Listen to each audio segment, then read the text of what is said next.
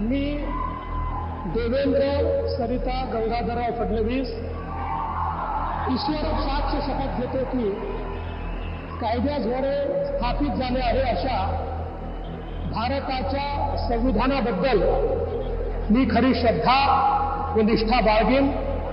मी भारताची सार्वभौमता व एकात्मता उन्नत राखीन।